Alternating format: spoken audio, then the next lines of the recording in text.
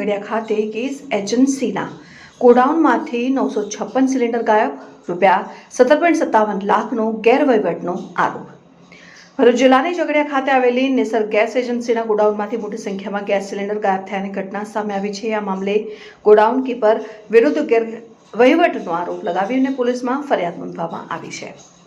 મળતી માહિતી મુજબ સુરત શહેરના પાર્લે પોઈન્ટ વિસ્તારમાં રહેતા અને ઝઘડિયા ખાતે નિસર્ગ ગેસ એજન્સી ચલાવતા દિગ્વિજયસિંહ પૃથ્વીસિંહ વડવીએ આ અંગે ફરિયાદ નોંધાવી છે। તેઓએ જણાવ્યું છે કે તેમની ગેસ એજન્સી દ્વારા ભારત પેટ્રોલિયમ કંપની લિમિટેડના ઘરેલું તથા કમર્શિયલ ગેસ સિલિન્ડરનું વેચાણ કરવામાં આવે છે।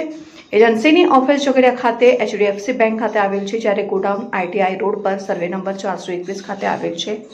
ફરિયાદ મુજબ ગોડાઉન કીપર તરીકે નિકોલી ગામના પિયુષભાઈ ભગુભાઈ ગામિત છેલ્લા 13 વર્ષથી નોકરી પર રાખવામાં આવ્યા છે અને તારીખ 16 માર્ચ 2026ના રોજ ગોડાઉનમાં રૂટીન ચેકિંગ દરમિયાન 14.2 કિલોગ્રામના ઘરેલું ગેસ સિલિન્ડર કુલ 956 ઓછા હોવાનું બહાર આવ્યું છે અને આ અંગે ગોડાઉન કીપરને પૂછપરછ કરતા તેમણે કેટલાક સિલિન્ડર ગ્રાહકો પાસે બાકી હોવાનું તેમજ કેટલાક વેચાઈ ગયા હોવાનું જણાવ્યું।